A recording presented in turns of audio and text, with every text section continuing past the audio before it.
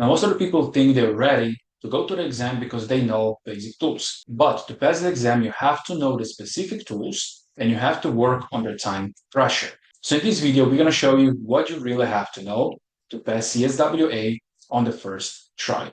Now, before we start, if you want 5 sample exams of the CSWA exam, you can get it in my book on the link below, and you can get free PDF version of this book. So the first thing that you have to know are sketching fundamentals. You have to know how to use a line, how to use a rectangle, how to use a circle, arc, slots, center line, and how to define global variables. Because in the exam, you're going to have to change global variables a lot. So let me show you that on the example. The second thing when it comes to the sketching, you have to know how to define geometric relation, like parallel, coincident, concentric, horizontal, vertical. Then you have to know how to put dimensions, and then also how to fully define sketches. So let me show you on the example. So before you start using sketching tools, you have to define global variables. You can find global variables here.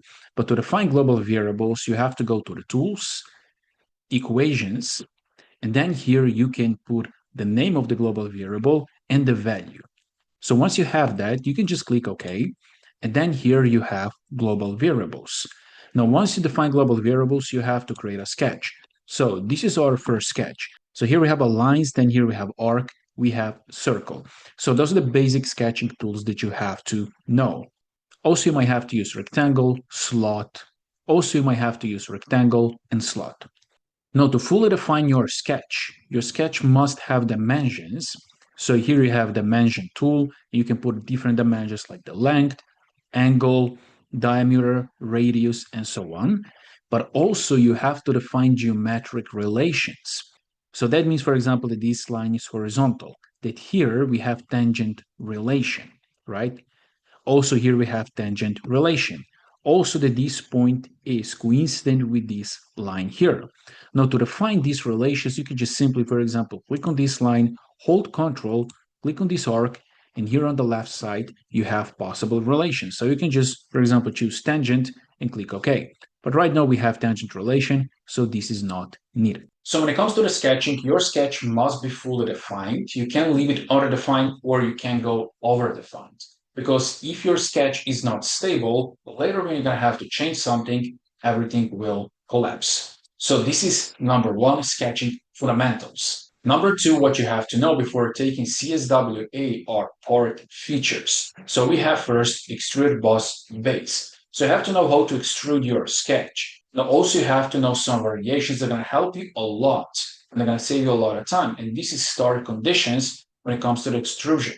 So for example, you can start your extrusion from the sketch, but also you can start with some offset distance. When you use that offset distance, then you don't have to create a new plane. And that's going to save you a lot of time. Then also you have to know how to cut with extruded cut.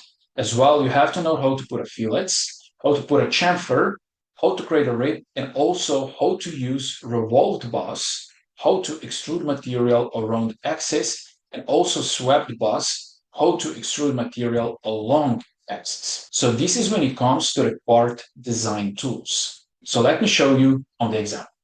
So once you define your sketch, you have to use part design tools. So here we have the most common one, extruded boss base. So once you have this sketch, you can go to the extruded boss base and you can extrude this. For example, here we have 44 millimeters. We used here a global variable. And as you can see here, this sign, this is the global variable sign. So if you want to put a global variable here, just go equal and then choose global variable.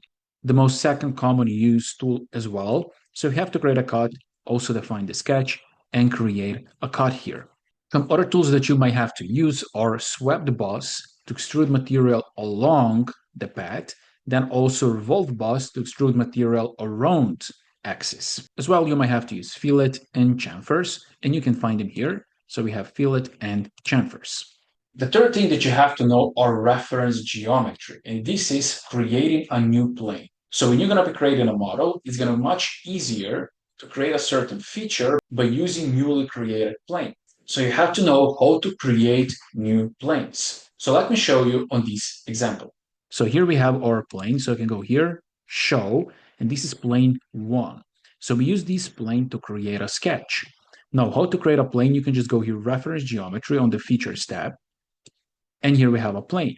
Now, to create a plane, you have to define references. You can define, for example, face. Now we have plane that's parallel to this face. You can define the distance here, right? Also, if we delete this, we can select this point, and also this point here. Now this plane goes through these points. So we have 3 references. So once you create this plane, then you can go here and you can create a sketch, which is going to save you a lot of time. Now, by knowing how to create these planes, it's going to save you a lot of time on that exam. The next thing what you have to know before taking CSWA is design intent. And that means building a model that's going to rebuild later correctly. So if you change one global variable, you must be sure that your model will update correctly. Okay, so that your sketch will not collapse, that your feature will not collapse as well. That's why it's very important to design your model with an intent what's going to change later, what are global variables, what are main dimensions, what are supporting dimensions, also what are main features that carry the model, what are supporting features, and what are cosmetic features like fillet and chamfers. Number 5, what you have to know is how to assign material, how to calculate mass, how to calculate center of the mass relative to the origin, and how to calculate volume of your model. The next thing that you have to know is when it comes to the assembly, you have to know how to insert components, how to fix components, then how to define relations. So you're going to have to know the basic mates like parallel, concentric, coincident, define the angle between 2 components, or distance between 2 components. So let me show you on this quick example. For assemblies, you have to know how to first insert your component. Before we do so, we just go here and we show our origin because we want to fix our first component. Then we can go to the insert and we can find our part that we want to insert. So let's go with this one and let's click OK. Now we can go here into the origin and automatically will snap into the origin and we can click here. So this is our first part. Now if we want to insert the second part, just go here and we're going to go here with the second part. So here is our second part. And now once we have these parts, you have to define relations between these 2 parts. So in this case, we're going to define here concentric and coincident and also angle. So we go here to the mate. And here we have standard mates that you must know, like coincident, parallel, perpendicular, tangent, concentric, defining the distance, and defining an angle. So we can just go here. We can select this face, and automatically SolidWorks recognize this as a concentric relation. We can click OK, and now this is concentric relation. We can still move this up and down. So we're going to click on this face, and now we have coincident relation.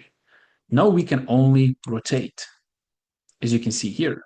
Now once we have that, we can define an angle. So we can open these 3, we can open this part, and here we have front plane and front plane of this part. So we can go here, turn on angle, we can go with 30 degrees, you can select this front plane and this front plane, and click OK. Now here we have 30 degrees. So if you try to move that, you can't move. So these are the basic things that you have to know when it comes to the assembly. Now, when it comes to the drawing, you will not have to know how to create a drawing, but you will have to recognize drawing views. You're going to have to recognize alternate position view, prop view, section view, align section view, detail view, and so on. And the best way to prepare for this is to create these views in SolidWorks. So once you know how to create this view, you're going to very easily be able to recognize them. And the last thing where it comes the difficulty of the CSWA is time pressure. So that means you have to move quickly. And to be able to move quickly, you have to be comfortable with these tools and you have to practice under the time pressure because on the exam, you're going to have to change parameters like global variables. And if you get some errors, you have to fix these errors very quickly. That's why you have to practice the exam samples so you get familiar with the form of the exam. So to recap everything, before you take the CSWA exam, you have to know how to create a sketch, how to fully define sketch, how to use basic part design tools, then how to create a new plane, then how to calculate mass, center of mass, how to assign material, and also how to define global variables, then how to insert components into assembly and define basic relations using mates, concentric, and so on, and then also how to recognize different drawing views. And the most important thing is you have to work under time pressure. That's why you have to get familiar with the exam samples. That's why in this book I have 5 exam samples. It's going to show you what exam looks like that you can practice your skills. And you can get the PDF version of this book for free on the link below.